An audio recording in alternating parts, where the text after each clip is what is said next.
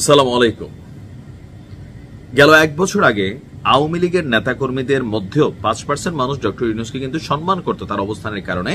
95% অনুসারী যারা অন্ধভক্ত তারা হয়তো করত না, আর বাকি হলো বিএনপি এবং জামাত বা আমজনতা।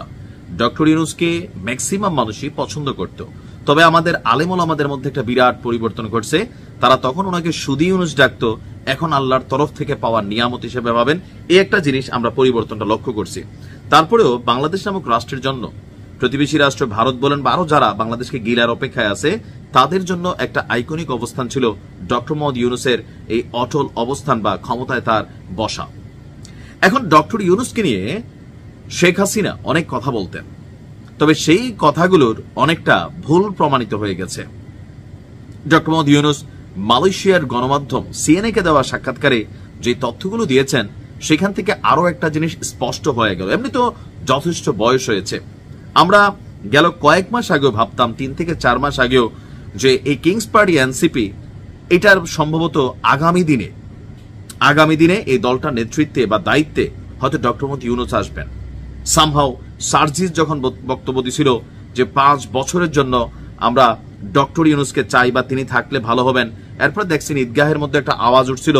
এরকম নানান বিষয় থেকে অনেকের মধ্যে একটা কনসেপ্ট তৈরি হয়েছিল যে ডক্টর ইউনূস সম্ভবত ক্ষমতা নিবেন, আবার তিনিও এরকম হাত তাত দিয়েছিলেন। কিন্তু সিএনএ কে দেওয়া সাক্ষাৎকারে তিনি বললেন যে আপনার না, আমি এমন ব্যক্তি নই। মানে গণমাধ্যমের প্রশ্ন ছিল আপনি কি রাজনীতিতে আসবেন কিনা, মানে এই ইন্টারিম শেষ হওয়ার পরে আপনি রাজনীতিতে আসবেন কিনা। কারণ অনেক আলোচনা আছে যে বিএনপি ওনাকে রাষ্ট্রপতি বানাবে। অনেকের দাবি যে বিএনপি যদি পাশ করে ডক্টর ইউনূসকে রাষ্ট্রপতি বা প্রেসিডেন্ট করা হোক, যদিও বিএনপি করবে না, এটা হচ্ছে বাস্তবতা। আর ডক্টর ইউনূস যাবেন কিনা, না, তিনি যাবেন না। এখন আন্তর্জাতিক গণমাধ্যমকে দেওয়া সাক্ষাৎকারগুলো নিশ্চয়ই তিনি মানে অন্যান্য পলিটিশিয়ানদের মতন কথা নাড়বেন না। তিনি বলছেন যে আমি এমন ব্যক্তি নই যার রাজনীতিতে যোগ দেওয়ার কোনো সম্ভাবনা আছে। বয়স হয়ে গেছে, 80+ বয়স। এখন আগামী 5 বছর বিএনপি ক্ষমতায় থাকবে। সো এনসিপি কে লিড করা বা নির্বাচনের আগে যে পদত্যাগের কথা শুনলাম, ব্যারিস্টার ফুয়াদ বললেন নির্বাচন নিয়ে তিনি পদত্যাগ করলেও করতে পারেন। তো অনেকে আবার এটার অঙ্ক মিলানোর চেষ্টা করতেছে, 2 এ 4, যে ডক্টর মোহাম্মদ ইউনূসও কোন কৌশলে পদত্যাগ করে তিনি আবার কোন এনসিপির দায়িত্বে যাবেন কিনা। যদি তিনি এনসিপির দায়িত্ব নেন, সারা বাংলাদেশে সবচেয়ে ওজনদারি দলটা পট করা হয়ে যাবে আপনার এনসিপি। তবে সেই পথে অনেক লাঞ্ছনা, গঞ্জনা, অনেক অপবাদ মাথায় নিতে হবে। কারণ ডক্টর মোহাম্মদ ইউনূস এই যে সময়কালটা গত 1 বছরে যাদের কাছে মাথার তাজ ছিলেন, শিরোমণি ছিলেন, আজকে তারাই ভদ্র সুন্দর ভাষায় তারা কিন্তু ওনাকে ধুচ্ছে। আবার তিনিও কি একদম কোনো মানে এমন কিছু করেন নাই? করছেন।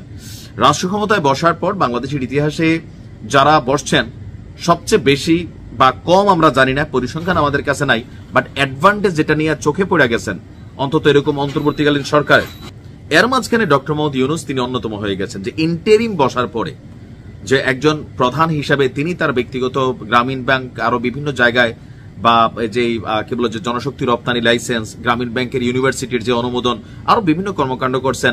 গ্রামীণ ব্যাংকে বা ওনার নামে থাকা কত হাজার কোটির যে মামলা, এটা যে সইরা গেছে, অন্যদের নামে নাকি মামলা এখনো আছে, এরকম নানান বিষয় ছিল। তবে শেখ হাসিনা বরাবর জাতিকে একটা বার্তা দিতেন যে ডক্টর ইউনূস ক্ষমতালোভী, তিনি ক্ষমতা দখল করবেন এবং কি তিনি একটা বড় সময় ধরে ক্ষমতায় থাকবেন।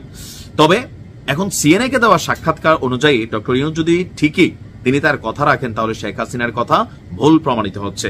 আর আমারও মনে হয় তিনি ক্ষমতায় যাবেন না বা রাজনীতিতে যোগ দেবেন না, রাস্তাটা ভালো না।